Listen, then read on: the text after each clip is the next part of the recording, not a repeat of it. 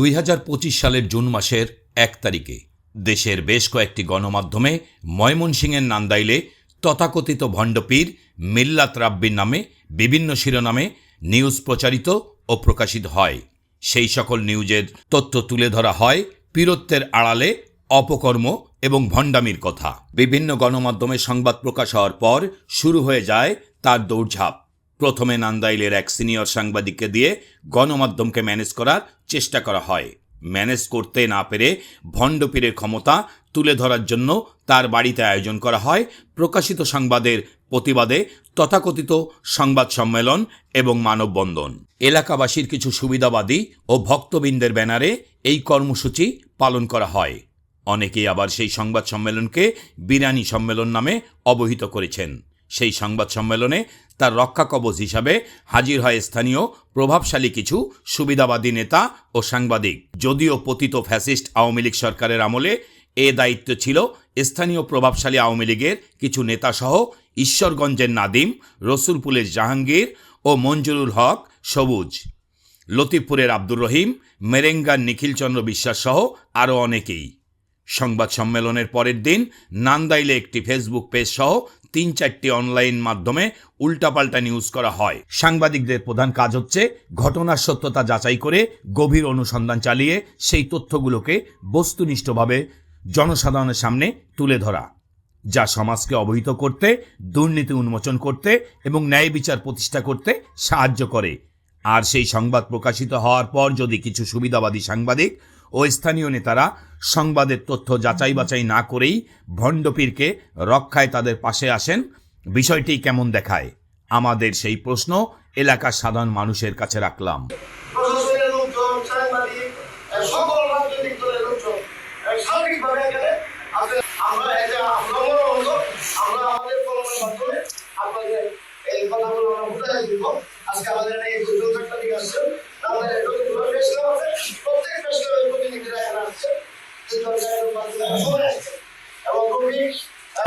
দুজু সে তার ভুল দুজু সে বুঝতে পারে তাহলে তো কোনো কথাই নাই।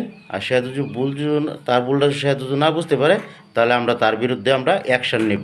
এবার নিউজ 10 টিভির নিয়মিত অনুষ্ঠান অপরাধ অনুসন্ধানের মাধ্যমে দর্শকদের সামনে তুলে ধরা হচ্ছে গুরুত্বপূর্ণ সেই সকল তথ্য।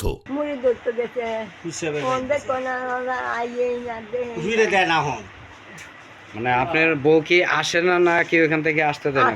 আসতে দেয় না, আমরা জানি না বউটা হয়েছে। আমার নাতি দেওয়ার সময় হয়েছে না, আমার হুটা চলে গেছে। আমার হুটা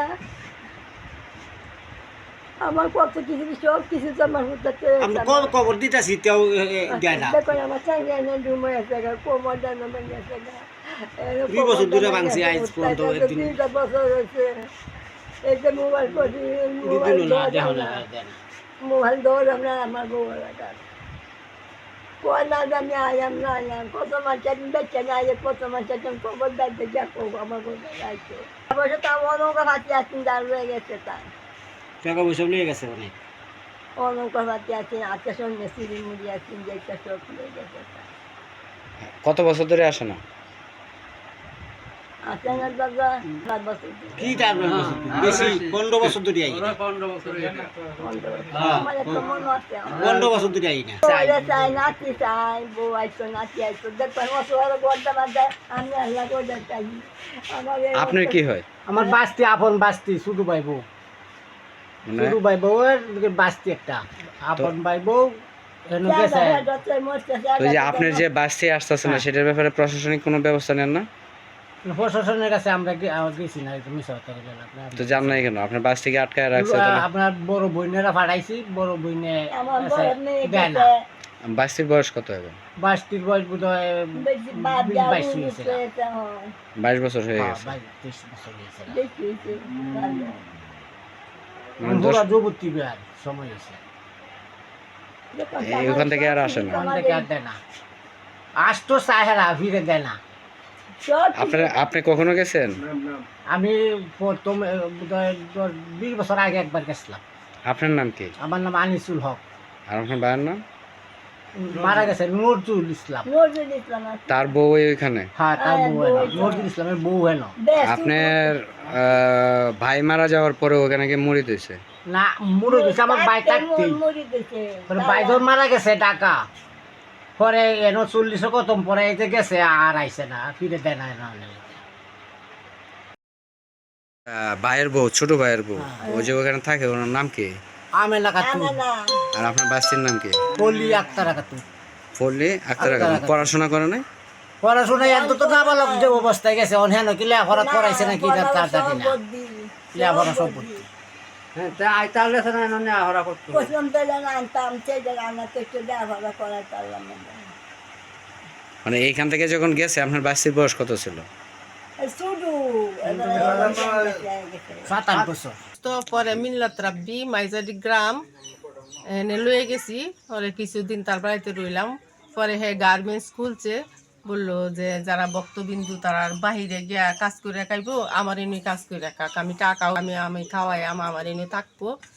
পরে যে আমি বললাম যে আমার স্বামী যখন অসুস্থ, আমার মেয়ে একটা, স্বামী বিয়া দিছিলাম, স্বামীর ঘর থেকে নিয়ে আইছি, এখন আমি অসহায়। এরপরে যে হ্যাঁ বাড়িতে গেলাম, পরে হ্যাঁ বললো যে তোমার স্বামী যখন অসুস্থ তো এনো থাক আর মেয়েও থাক, কিছুদিন পরে আমি গার্মেন্টস তো বাড়ি নিয়ে আইয়াম, পরে তো তোমার মেয়ে গার্মেন্টসে কাজ করতে হবে। আরও মহিলারা হেন তার মেয়েরা, আমার মেয়ে সমতুল্য অনেক অনেক মেয়েরা, পরে 50 জন। পরে আমি মেয়েরে তুই গার্মেন্টস গেলাঙ্গা ঢাকা কল্যাণপুর। ঢাকা কল্যাণপুরে আমি গেছি 13তে গেছি, 19-এ গার্মেন্টস নিয়ে এসেছি বাড়িতে নিয়ে আয়া পরে সেটিং করতে করতে আমি আমার নিজ বাড়িতে আইছি। আওয়ার পর থেকে আমার ঘর ভাঙ্গা চূড়া, আমি সব কিছু তো হেন লয়ে গেছি। পরে ঘর ধরছি, বাড়িতে রয়েছি কিছু, পরে গেছি মেয়ের আনবার লাগিয়া, পরে কয় কি যে না মেয়েরে দিত না। কে লেগে দিতেন না, কয় কি দরকার মেয়েরে, আপনারা যা কিছু আছে সব বেচছে কিনিয়া, তাই মেয়ে কলিফা আছে, মেয়ে কলিফারে দিয়ে বললো যে জায়গা সম্পদ যেহানি আছে সব বেচছে, আপনারা তো আর কোনো সন্তান নাই, আইরিনে তো আপনারা সন্তান, তা আইরিন এনো থাকে, আইরিন আব্বা থাকে, আপনি ওইগুলো বেচছে এনো আপনারা থাকবেন, আর তো আর কোনো সন্তান নাই যে হের লাগে ভবিষ্যৎ করবার লাগিয়া বাড়িতে থাকবাম। পরে আমি শুনছি, শোনার পরে আমি আর কেউর কাছে কিছু বলি নাই, না বললে আমি মনে মনে চিন্তা করলাম যে আমার স্বামী অসুস্থ, হের বাড়িতে গিয়া অসুস্থ হয়েছে, আরও কারেন্টে শর্ট করছে, হ্যাঁ একদিনও জিজ্ঞাসা করে নাই যে তোমার অসুখটা কেমন বা রক্ত গেছে, ডাক্তার দেখাইছে না। আমি যখন জিগাইছি ঢাকার থেকে আসার পরে আমার মেয়েরেও দেখতে দেয় না তার বাবারে, যে আমার বাবা পাপের যে অ্যাক্সিডেন্ট হয়েছে, হাতের আঙ্গুল কি কই আমার বাসায় আঙ্গুল ছিদ্রি হয়ে সব রক্ত গিয়া শরীর সাদা হয়েছে। আমি যখন গেছি এবারে আমার স্বামী যে দেখাইতেছে দেহ, আমি তো মরে গেছিলাম। কিরে আমি 8টা বাজে ফোন দিছি, ফোন রিসিভ করছো 9টা বাজে, হ্যাঁ কারেন্টে ধরে তো আর বলতে পারে না, এবারে অন্য মানুষের যারা তারা ইয়া করছে। এরপরে জিজ্ঞেস করলাম যে মিল্লাত রাব্বি আর হুজুর, তারা তো হুজুর বলা হয়, হুজুরে দেখছে আরিন তোর আব্বারে, হুজুরের বাড়ি থাকে গিয়ে আবার হুজুর দেহন লাগে। আমার মেয়ে কয় তুই দেখছস, আমার দেহন লাগে, মালিকে দেখতেছে না, আড্ডা দিক পাবে, হ্যাঁ আধ্যাত্মিক বড় ফির, হ্যাঁ হয়েছে কিতা মাহাদিয়া স্তরের ফির, এরপরে হয়েছে হাক্কানি ফির। হ্যাঁ একদিনকে বলছে মাহফিলের মধ্যে, বলে কি যে আমার সাথে আমি নিশ্চিত, আমি আপনারা কথা দিলাম আমি জান্নাতে পার করবাম। তো রাসূল দাবি দিছে দ্বিতীয় রাসূল ইমাম মেহেদি, আমি ইমাম মেহেদি। মাহাদিস তোর অর্থ আমার একদিন বুঝাইলো যে মাহাদিস তার অর্থ হয়েছে ইমাম মেহেদি স্তর। আচ্ছা আমি পরে কিছু নিজের বিভাগ থেকে বা ওয়াজ টোয়াজ শুনে কিছু মিলানি পরে যে না একটা ফিরের এই ধরনের কথা বলতে পারে না। আমি তো একটা মানুষ, আমি নিজে প্রশ্ন করলাম যে জান্নাতে দুজাহানের মালিক হচ্ছে রাসূল, উনি কোনোদিন বলে নাই, কোনো হাদিসে প্রমাণ পাই নাই, তে হে কিভাবে বললো যে আমি জান্নাতে তোমরা নিয়াম, আমি কথা দিলাম। আমার যা কিছু আসছিল তো লয়েই গেছি, আমার 3টা গরু আসছিল, 3টা গরু লয়ে গেছি। হ্যাঁ বলছে যে হ্যাঁ গরু থাকবো না, যেটা সত্য কথা, আপনারা এটা ভাববেন না যে আমি মিথ্যা কথা বলছি। হ্যাঁ বলছি যে এখন গরু নিয়ে গরু বেচার দরকার নাই, বেশি গরু 4টা আসলে একটা বিক্রি করে দিছি, এই বলছি যে এত গরু রাখার দরকার নাই, বিক্রি করে আলতাম। পরে যে এই একটা বিক্রি করে আনছি আর 3টারে লয়ে গেছি, কইছি যে এখন তাক গরু পরে যে সময় হেরা বাড়ির যায় সেই সময় গরু লয়ে যাইব গা।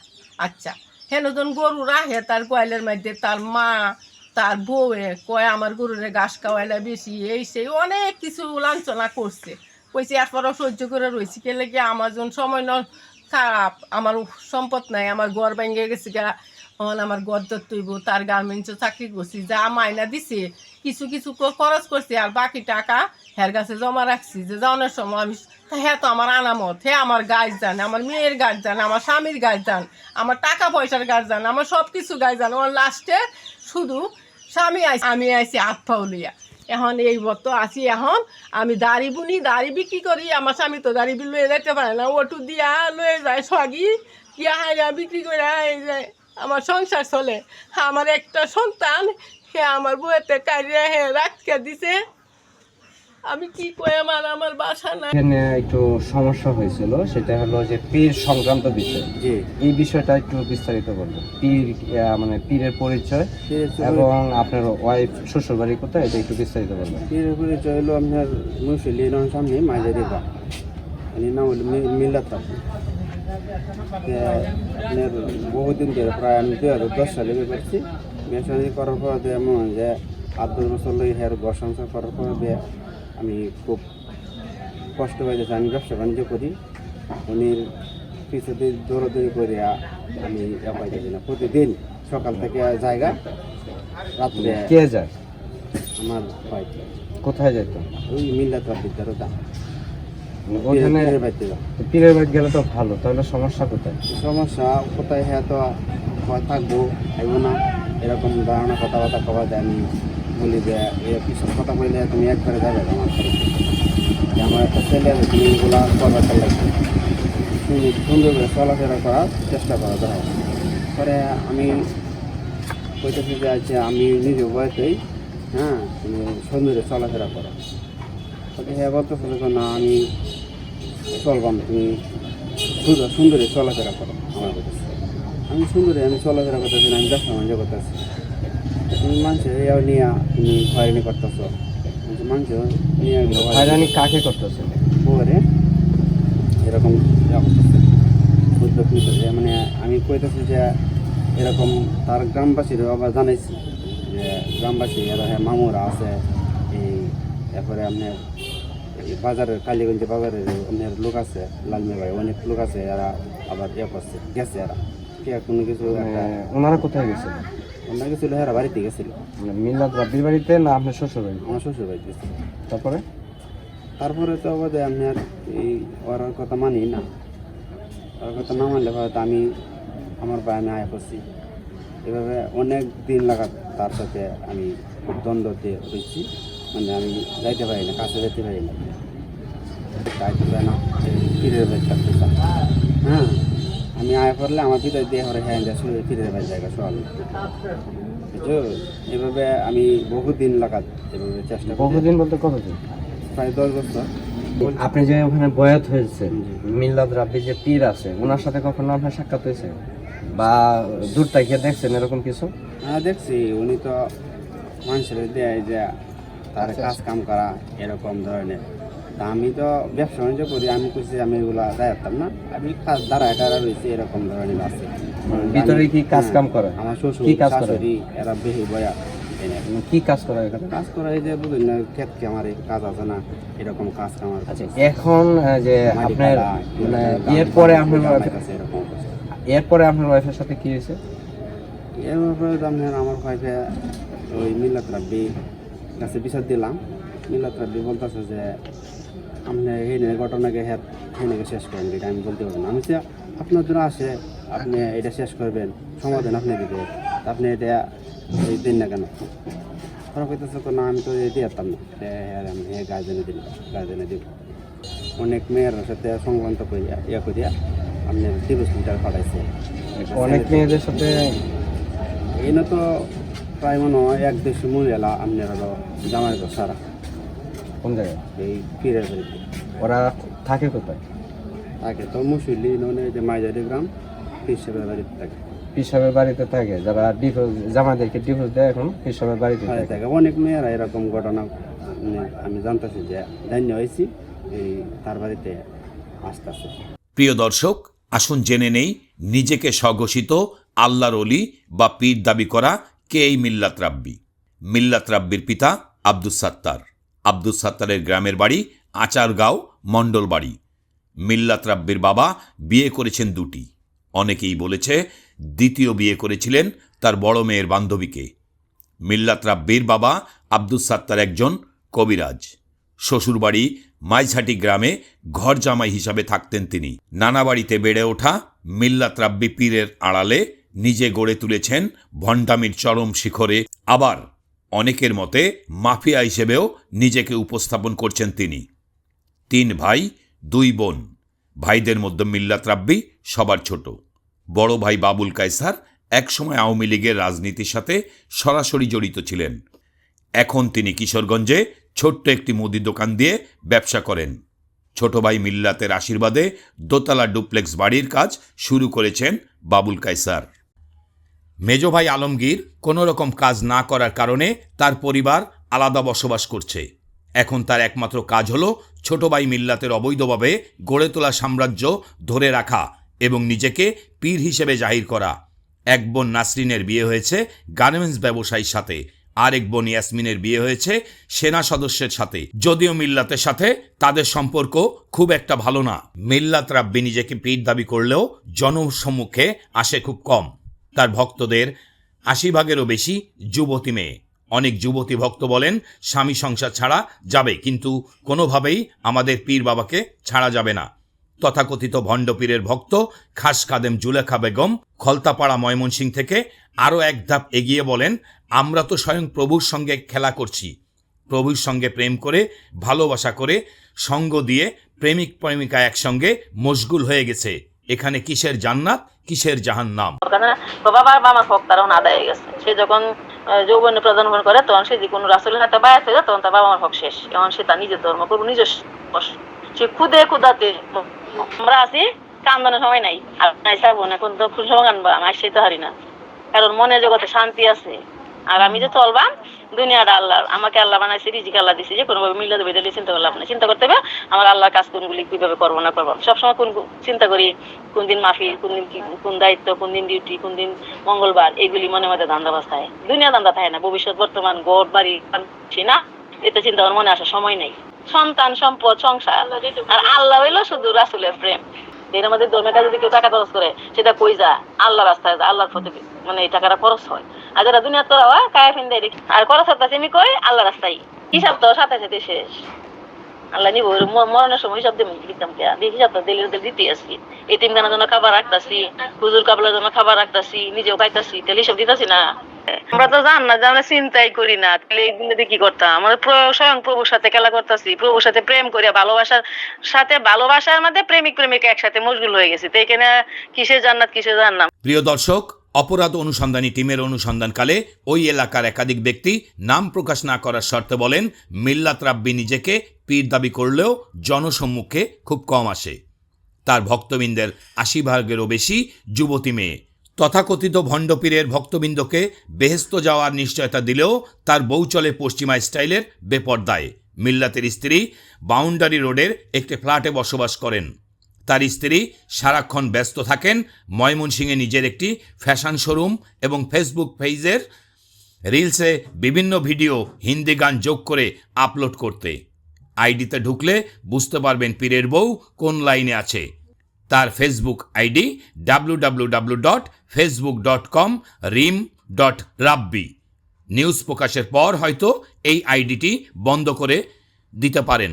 এখানেই শেষ নয়, বোন ভাগ্নি যারা তার বাড়িতে বসবাস করে, ভক্তবৃন্দের দায়িত্ব পালন করে, তার পরিবার আত্মীয় স্বজন প্রায় সবাই ইসলামিক শরিয়া মোতাবেক চলাফেরা করেন না। এই লেবাসের আড়ালে ভণ্ডামি প্রতারণা ছাড়া আর কিছুই নেই।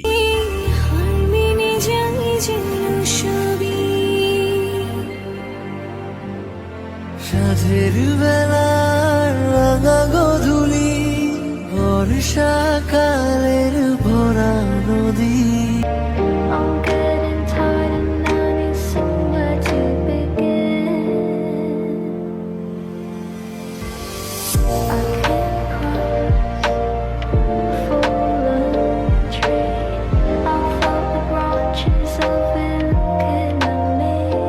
মহিলা ও পুরুষ ভক্তবৃন্দের ব্রেইন ওয়াশ করার জন্য রয়েছে আলাদা বিশ্বস্ত টিম। নিউজ 10 টিভির অপরাধ অনুসন্ধান টিমের কাছে এলাকার একাধিক ব্যক্তি জানিয়েছেন, পুরুষ ভক্তবৃন্দের ব্রেইন ওয়াশ করার দায়িত্বে থাকা ব্যক্তিরা হলেন ঈশ্বরগঞ্জের নাদিম, বাঁশহাটির জাহাঙ্গীর, লতিফপুরের আব্দুর রহিম মেম্বার, মেরেঙ্গার নিখিলচন্দ্র বিশ্বাস। তারা প্রতি সাপ্তাহিক ও মাসিক মাহফিলে ধর্মীয় শিক্ষা দিয়ে থাকেন। পীরের বোন ইয়াসমিনের জামাই হাবিবুল্লাহ, যিনি পীরের বাড়িতে ঘর জামাই হিসেবে থাকেন। পীরের মামা শ্বশুর দিদারুল হক সহ আরও অনেকেই যারা পীরের বিশ্বস্ত, তারা বিভিন্ন ধর্মীয় অনুষ্ঠানের নামে ভক্তদের ব্রেন ওয়াশ করে লাখ লাখ টাকা চাঁদা আদায় করে। এছাড়াও আছে পতিত ফ্যাসিস্ট আওয়ামী লীগ সরকারের আমলে ইউনিয়ন আওয়ামী লীগের নেতা রসুলপুরের মঞ্জুরুল হক সবুজলতা দম্পতির ছেলে ওয়ালিদ পীরের ফ্যাশন আপ শোরুমের ম্যানেজার। তাকে কিছুদিন আগে অতিথি কমিউনিটি সেন্টার কিশোরগঞ্জে পীরের পছন্দমতো মেয়ের সঙ্গে বিয়ে করিয়ে দেওয়া হয়েছিল।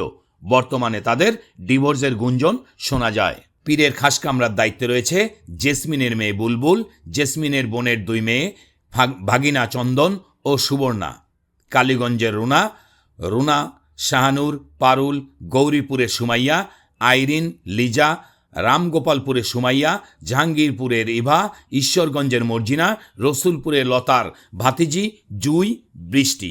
এছাড়াও তুলি, পপি, সুমি, জলি, শিমু, তানিয়া, রুমা, তানজিনা সহ আরও অনেকেই। এখানে উল্লেখিত প্রত্যেকের বয়স 25 থেকে 30 বছরের ঊর্ধ্বে। অনেকেই অবিবাহিত, আবার যাদের বিয়ে হয়েছিল তারা জামাই ছেড়ে ভণ্ডপীরের বাড়িতে আশ্রয় নিয়েছেন এবং খাস কামরার দায়িত্ব গ্রহণ করেছে। এখানে অনেকের নাম মিল্লাত রাব্বি পরিবর্তন করে রেখেছেন। যেমন ধরগাঁয়ের মেয়ে রুমা তার প্রবাসী স্বামীকে ডিভোর্স দিয়ে এখানে অবস্থান করছেন। বর্তমানে তার নাম রাখা হয়েছে। আর ভণ্ডপীর মিল্লাত রাব্বির মুরিদদের বেশিরভাগই 18 থেকে 30 বছরের যুবতী মেয়ে, যারা তাদের স্বামী সংসার সব ছেড়ে অর্থ সম্পদ সব ওই ভণ্ডপীরের হাতে তুলে দিয়ে বেশিরভাগ মেয়ে আশ্রয় নিয়েছে ভণ্ডপীরের আলিশান বাড়িতে। কিছু মেয়েকে রাখা হয়েছে ময়মনসিংহের নওমহল এলাকায় একটি ফ্ল্যাটে। প্রত্যেকটি পরিবার সচ্ছল থাকা সত্ত্বেও সে সমস্ত খরচ বহন করছে শুধুমাত্র সুন্দরী বলে। মুরিদদের এই ভণ্ডপীরের বাড়িতে ঢুকতে হয় অভিনব কায়দায়। আধা কিলোমিটার দূর থেকে পায়ের জুতা স্যান্ডেল খুলে হাতে নিয়ে ঢুকতে হয় পীরের বাড়িতে। আমাদের অপরাধ অনুসন্ধানী টিমের কাছে এলাকার অনেকেই আরও জানায়, আব্দুস সাত্তার কবিরাজের ছেলে এখন কোটি কোটি টাকার মালিক। পিতার পৈতৃক ব্যবসা কবিরাজি দিয়ে যাত্রা শুরু করলেও এখন সে এলাকায় মস্ত বড় পীর। ধর্মকে পুঁজি করে এখন তার ব্যবসা চলছে রমরমা। এলাকায় আছে 100 একরের মতো জমি। যদিও 2010 সালের দিকে মিল্লাত রাব্বি তার বড় ভাই বাবুল কায়সারের ঘরের বারান্দায় রুমে বসবাস করত। এছাড়াও নান্দাইল চৌরাস্তা, কিশোরগঞ্জ, ময়মনসিংহ নামে বেনামে কিনেছেন জমি। রূপকথার গল্পের মতো আলাউদ্দিনের চেরাগে ঘষা দিয়ে বিগত 15 বছরে গড়ে তুলেছেন সম্পদের পাহাড়। এলাকার সচেতন নাগরিকদের দাবি, পীরের এই বিপুল পরিমাণ সম্পদ কিভাবে অর্জিত হলো তা যদি দুর্নীতি দমন কমিশন অনুসন্ধান করে তাহলে বেরিয়ে আসবে আসল রহস্য। ভণ্ডপীরের আস্থানার আশেপাশে জমিতে চাষাবাদ করে পুরুষ ভক্তবৃন্দ, গরু এবং মুরগির পোল্ট্রি খামারে কাজ করে মহিলা ভক্তবৃন্দ। যদিও এই সময় কাজ করার জন্য আলাদা কোনো টাকা প্রদান করা হয় না। মিল্লাত রাব্বি এবং পরিবার সহ কিছু ভক্তবৃন্দের ভাষ্য বা তথ্য মতে রনি 22 বছর নামের একটি ছেলে দুর্ঘটনায় মারাত্মক আহত হয় গত 5ই সেপ্টেম্বর 2025 ইংরেজি তারিখে। রনির বাবা বেল্লাল হোসেন, বাড়ি রাজগাতি, খালপাড় বড় বাড়ি। ছেলেটি দুর্ঘটনার শিকার হয় ভণ্ডপীর মিল্লাত রাব্বির বাড়ি বা আস্তানায়। দুর্ঘটনা ঘটার পর দ্রুত নেওয়া হয় মেডিকেলে ভর্তি অবস্থায় 6 সেপ্টেম্বর 2025 সাল শনিবার সে মারা যাওয়ার পর রনির লাশ আনা হয় আস্তানায়।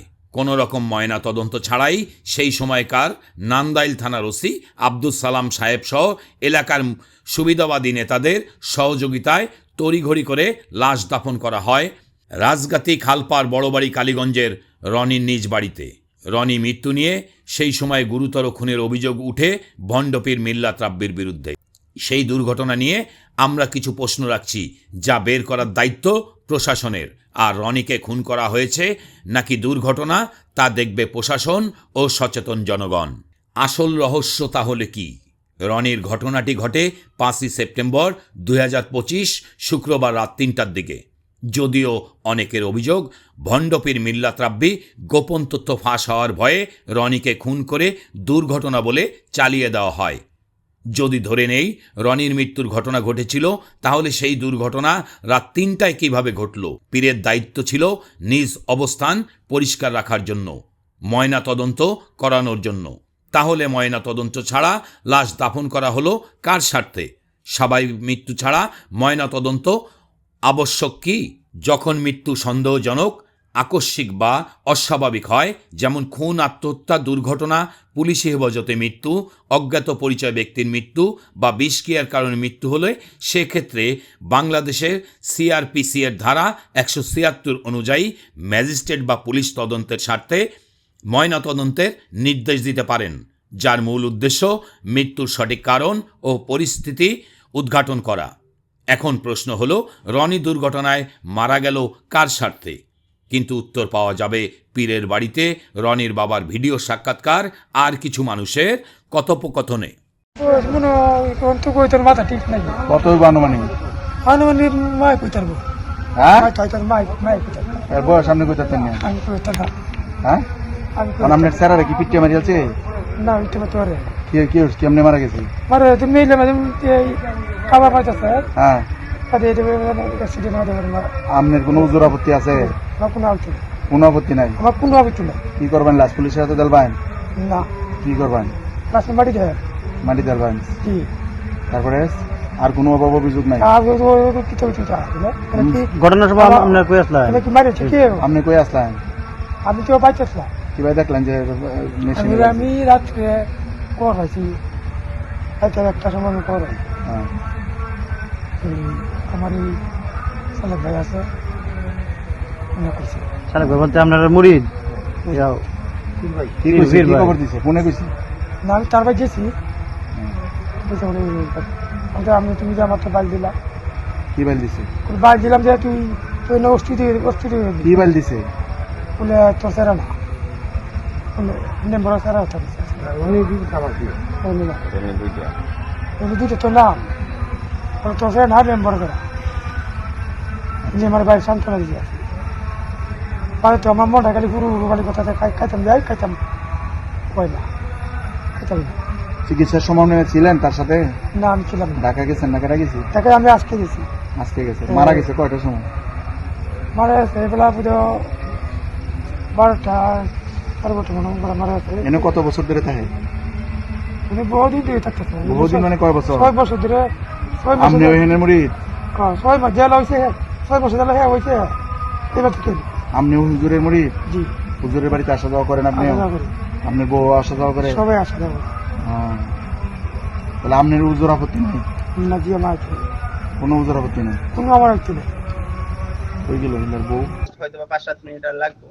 তো তাড়াহুড়োর মধ্যে যাই হোক হের মাথায় বাড়িটা লেগে গেছে। লাগিয়ে যাওয়া চিৎকার দেওয়া, গাড়ি এনেছিল, আমি গাড়ি নিয়ে বেরোছি। হের মাও এনেছিল, হের মা এনেছিল, হের বোন এনেছিল, হেরাও প্রেজেন্ট। তো গাড়ি নিয়ে বেরোয় 41 মিনিটে এখান থেকে আমি গেছি ময়মনসিংহ মেডিকেলে নিছি। ওখানে লোক টলি সহ দাঁড়ানো, নামানো, সাথে সাথে উপরে নিয়ে গেছে ডাক্তার, দেখছে, ড্রেসিং করছে, ড্রেসিং করে হাতে ডাক্তার আসতেছে, অপারেশন থিয়েটারে নিবে।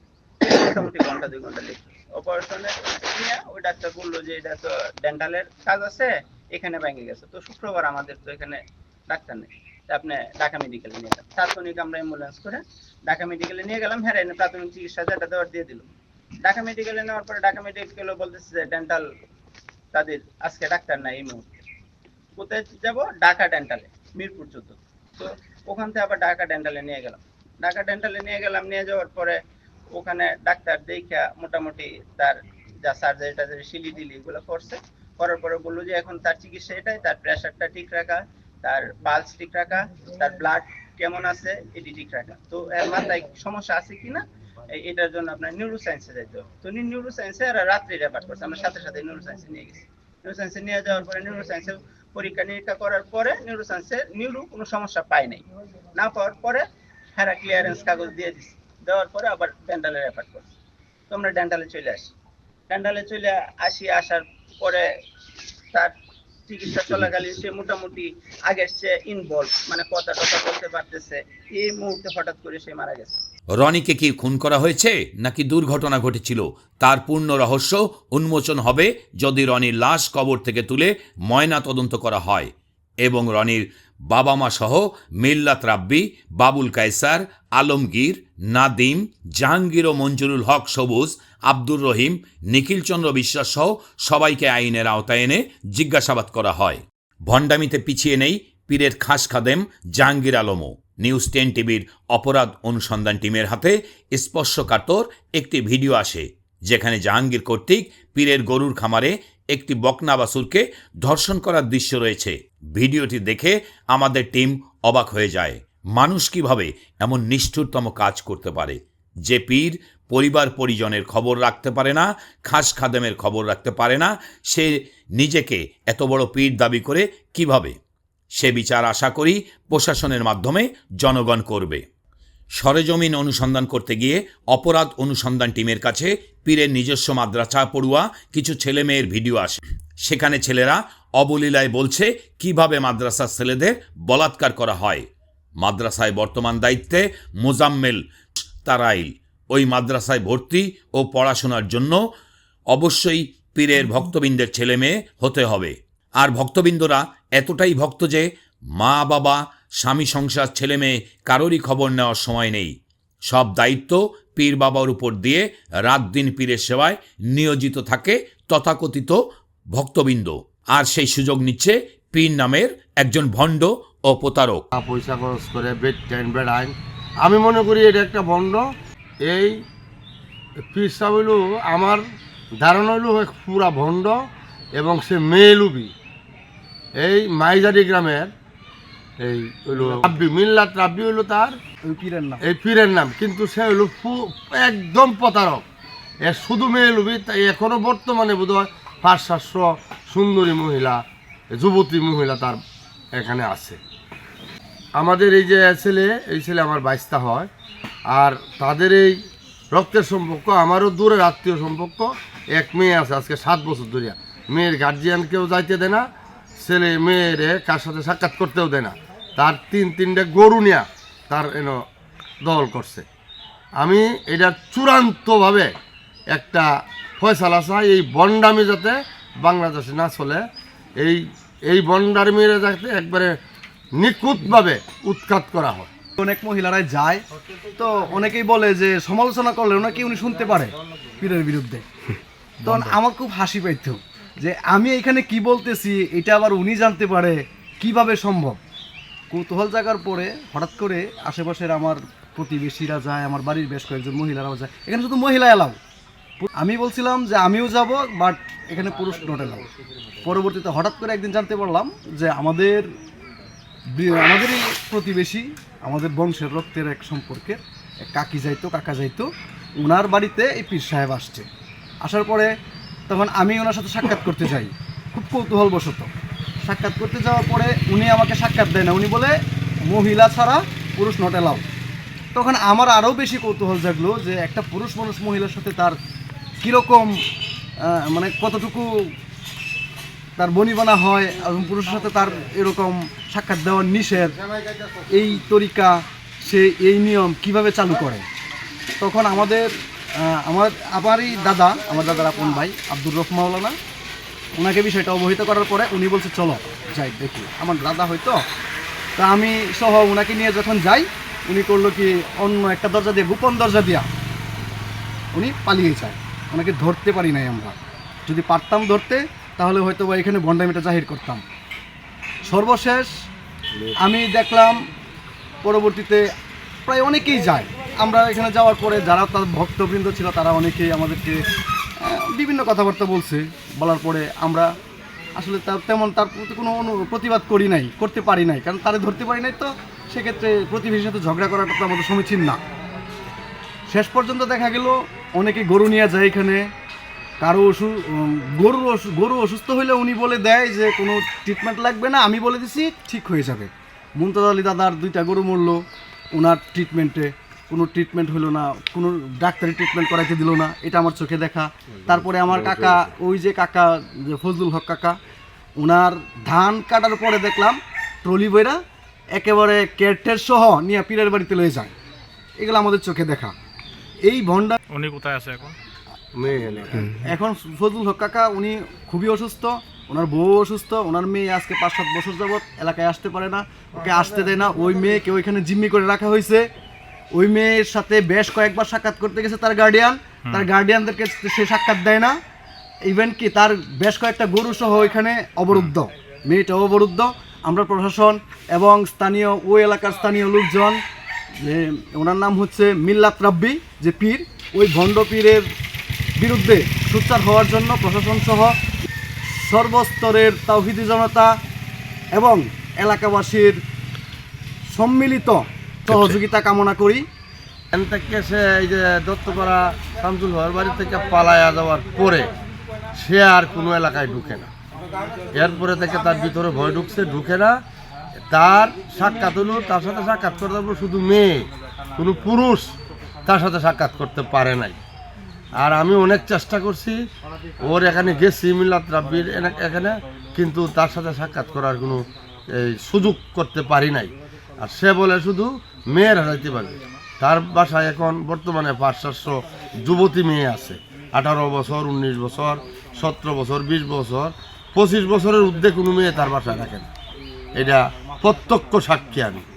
আমার এলাকার যে মেয়েটা আছে, এই মেয়ের বয়স অনুভূত সর্বোচ্চ 23 হইতে পারে। এই মেয়েটারে আটক করছে আজকে 7 বছর ধরে। তার মা বাবার সাথেও সাক্ষাৎ করার জন্য দেয় না। এই ক্যামেরার মাধ্যমে সারা ঈশ্বরগঞ্জ উপজেলার, নান্দাইল উপজেলার সকল মানুষকে অনুরোধ করব, আসুন আমরা সকলেই মিলে এই বন্ডামি থেকে উদ্ধার হই এবং আরেকজনকে উদ্ধার করি। এবং বংশের চাস্তো বোন, ওনার নাম হচ্ছে আইরিন আক্তার, বাড়িতে ডাক নাম হচ্ছে মৌসুমী। সে আজকে 7 বছর যাবত এখানে অবরুদ্ধ। আমি আমার কাকা কাকির মুখ থেকে জানতে পারলাম তারা কি মামলাও করছে, কিন্তু কেউ কোনো পদক্ষেপ নিতে চায় না। ও কি প্রশাসনের ঊর্ধ্বে নাকি এই ভণ্ডপীর? যদি প্রশাসনের ঊর্ধ্বে থাকে সেক্ষেত্রে প্রশাসন এটাকে জনগণের সামনে উপস্থাপন করুক। আর যদি প্রশাসনের ঊর্ধ্বে না থাকে তাহলে প্রশাসন এটার বিরুদ্ধে ব্যবস্থা নেয়। 2 তারিখ গেছি, 2 তারিখে দেখছি জন বেটেন খেলা মেলা কালি আমি তো আমরা টানা পশ্চিম মহোদয়কে দৃষ্টি আকর্ষণ করছি যাতে মুসল্লি ইউনিয়নের মিল্লাত নামের বন্ডপীর সে অনেক ফ্যামিলিকে নষ্ট করে ফেলেছে। মহিলাদেরকে নিয়ে তারা এমন কুফুরি করে, এই মিল্লাত পীর ছাড়া কোনো কিছু বুঝে না। টাকা পয়সা যা আছে এমনকি স্বামীকেও ত্যাগ করে ফেলে। আর যারা কুমারী মেয়ে আছে তারা শুধু খালি মনে করেন যদি তার বাড়ি যাই তাহলে সে কি যা করে, কোনো বিয়ার কোনো ইয়াই করতে চায় না, বিয়ার কোনো মনেই করতে চায় না। 40 বছর 45 বছর বয়স হয়ে গেলেও তারা বিয়ে করতে চায় না এবং মিল্লাত পীরের বাড়ি থেকে থাকতে চায় না। 600 মহিলা সার্বক্ষণিক তার বাড়িতে দীর্ঘত সময় সাংবাদিক এবং নেতৃবৃন্দ, যা আওয়ামী লীগের দূষণ যারা আছে সকলকে টাকা পয়সা দিয়ে সে বুক করে রাখিয়া অসামাজিক কাজগুলা, যেগুলা নিকৃষ্ট কাজগুলা, সবগুলা তার বাড়িতে হচ্ছে পীরের নামে। সে কোনোদিন নামাজ পড়ে নাই। তার ফ্যামিলি, তার ওয়াইফে বেবরভাবে চলাফেরা করে, বেগানাভাবে চলাফেরা করে। সে আবার কিসের পীর হয়ে যায়, শরিয়াত বিরোধী কাজ করে। সে নবী চূর্ণতেই নাই, সে কুবরি করে। প্রশাসনকে দৃষ্টি আকর্ষণ করছি আমি, মাইজাডির মিল্লাত নামে বন্ডপীরকে আপনি সঠিক তদন্তের মাধ্যমে, আমি মুসলিম হিসেবে আপনিও যদি মুসলিম হয়ে যান, সঠিক তদন্ত করে তাদের বিচারের আওতায় আনেন। ছিল তখন ওনারা বলছিল যে উনি সমস্ত রুগী দেখতে, তখন ওনাকে বলছিল রুগী দেখে অন্যরা বলছে ওরা যে মেইন যে নাবি ওরা বলছে ডাঙ্গিরিয়া নাদি ওরা বলছে এই খেলা সপ্তাহে ভাই বলছে যে হুজুরে বলে বলছে যে খাবি ছিল আমার সব মানে তো মানুষ দিয়ে না সত্যি চল সে হুজুর আমার তো বড় খামিলদার মানুষ চল হুজুরে আমার সরক আমরা দিয়ে আমার সরকার বুঝছে পরে সব কথাবার্তা কইছে রে পরে ঈশ্বরের জন্য কিন্তু অনেক দিন রুগী যাইছি আমরা অনেক দিন পরে কথা কইছে তো পরে গাড়ি ঘুরি ভাঙল তো ছিল মানে ওইটা 16 সালে আইছি ঈশ্বরের তারপরে যায় না বলে হ্যাঁ বলে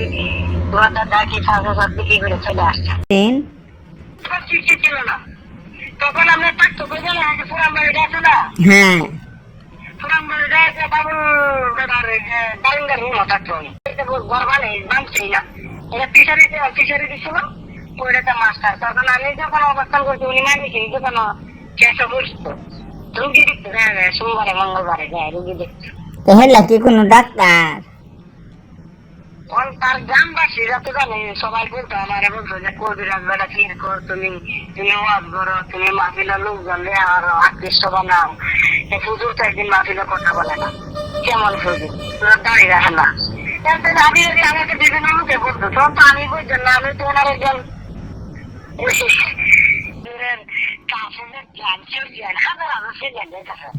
হাজার সেজেন আমি এগুলি নিয়ে কিন্তু হুজুরের কাছে অনেক চর্চা করতাম বুঝছেন তখন মনে করেন যে বিভিন্ন যারা পেশাটি বইতেছে না অনেক বয়স ওভার হয়ে যেতেছে পুরো হয়ে যাচ্ছে কেউ কেউ বলে না কিন্তু আমাকে বুঝছে অন্য সিস্টেমে অন্য কমিটিতে একজন হাক্কানি পীর হওয়ার কি যোগ্যতা প্রয়োজন হয় তা জানার জন্য আমরা কথা বলেছিলাম হাফেজ মাওলানা মুফতি সারোয়ার বিন মোস্তফা সাহেবের সাথে। আসুন শুনি ইসলামের পীরের কি ব্যাখ্যা। হাক্কানি পীর হওয়ার জন্য আসলে তার কি কি বৈশিষ্ট্য থাকা প্রয়োজন? হামিদা ওয়া মুসাল্লি ওয়া মুসাল্লিমা আম্মা বাদ। মাশাআল্লাহ, আপনি অত্যন্ত চমৎকার এবং গুরুত্বপূর্ণ প্রশ্ন করেছেন। আমরা ইনশাআল্লাহ কোরআন এবং হাদিসের আলোকে সেই প্রশ্নের উত্তরটি দেওয়ার চেষ্টা করব। আপনার প্রশ্ন হচ্ছে কোরআন এবং হাদিসের আলোকে একজন হাক্কানি পীরের পরিচয় কি? মহান আল্লাহ পাক রব্বুল আলামিন সূরাতুত তাওবায়ের 119 নম্বর আয়াতের মধ্যে বলেন, ইয়া আইয়ুহাল্লাযীনা আমানুত্তাকুল্লাহা ওয়া কুনু মা'আস সাদিকিন। হে মুমিনগণ, তোমরা আল্লাহকে ভয় করো এবং যারা সত্যবাদী তাদের সাথে থাকো। এই আয়াত দিয়ে উলামায়ে কেরাম বলে থাকেন, আসলে একজন ভালো মানুষের সাহচর্য অর্জন করা, একজন ভালো মানুষের সোহবতে থাকা, এটা শরীয়ত সমর্থন করে, কোরআন এবং হাদিস সমর্থন করে। যেমন সাহাবায়ে কেরাম ছিলেন বিশ্বনবী হযরত মুহাম্মদ সাল্লাল্লাহু আলাইহি ওয়াসাল্লামের সোহবতে এবং সাহচর্যে।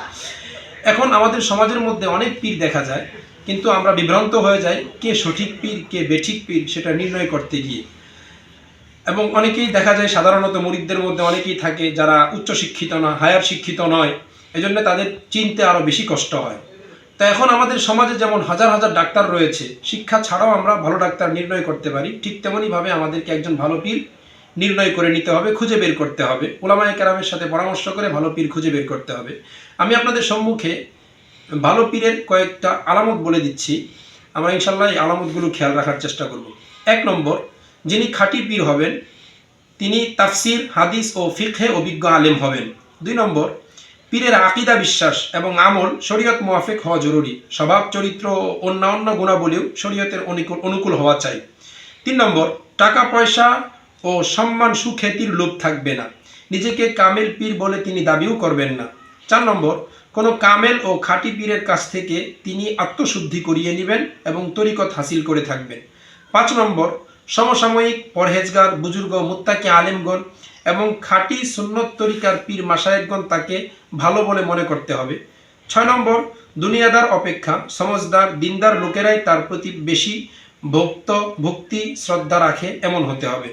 7 নম্বর, মুরিদদের অধিকাংশ এমন যে তারা শরীয়তের পাবন্দি করে, শরীয়ত মেনে চলে এবং দুনিয়ার লোভ লালসা কম রাখে।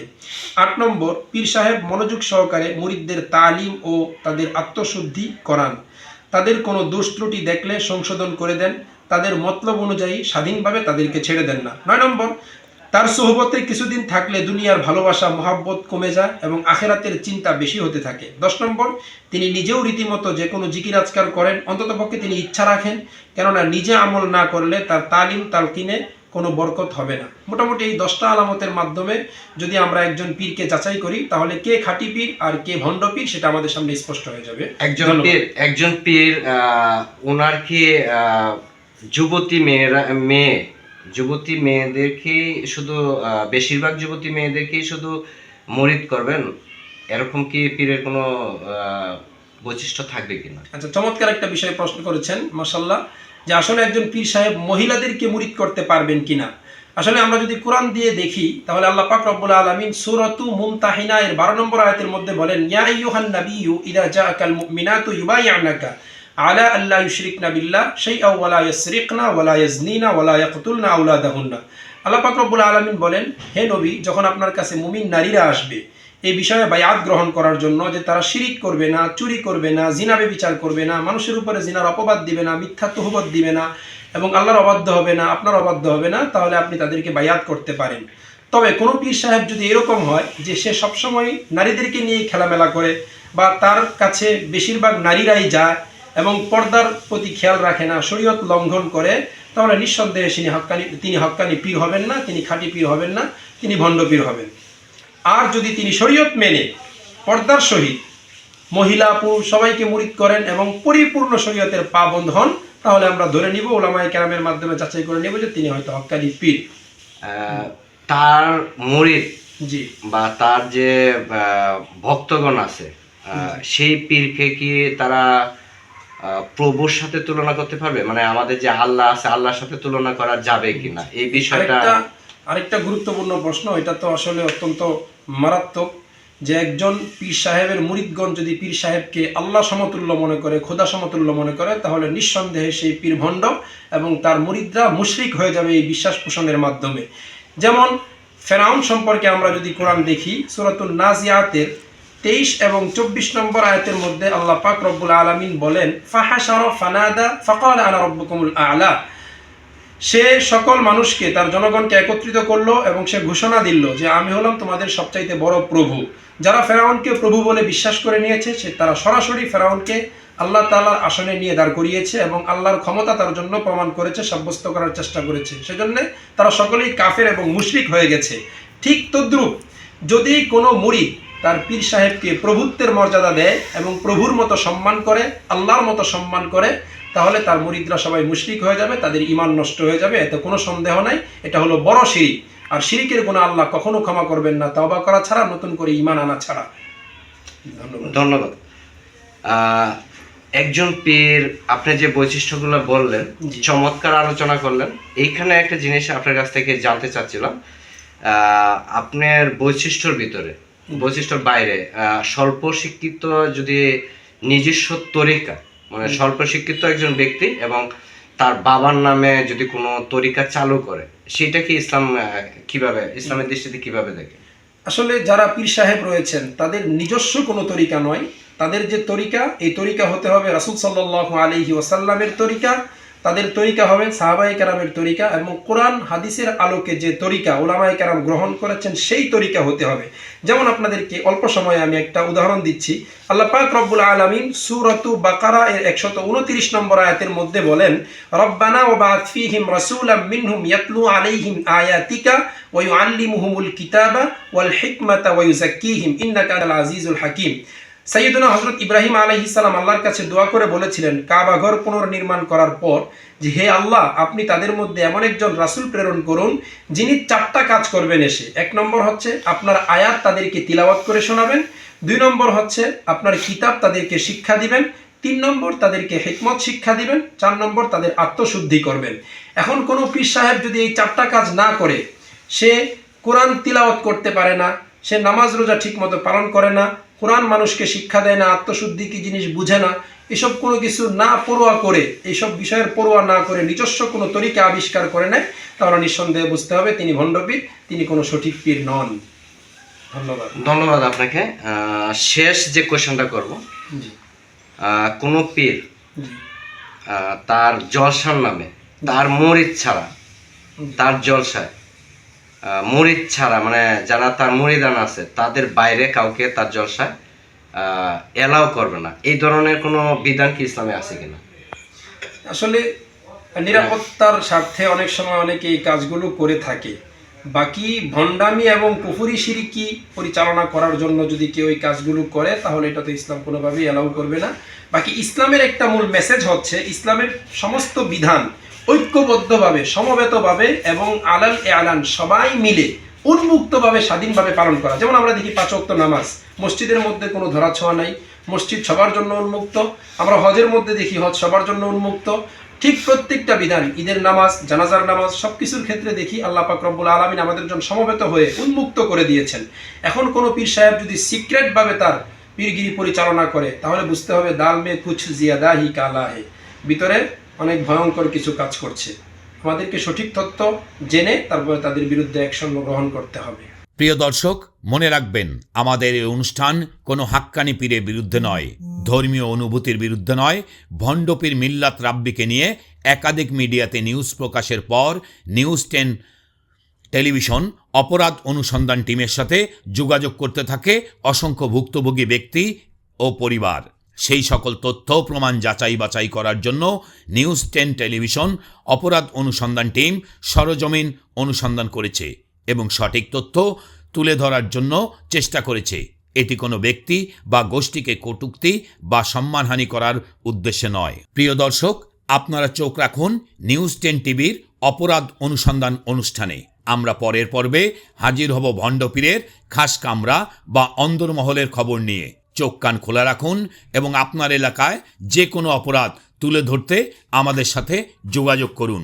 সুপ্রিয় দর্শক, আপনার চোখ কান খোলা রাখুন আর অপরাধ ও অপরাধীদের সম্পর্কে আমাদেরকে তথ্য দিন।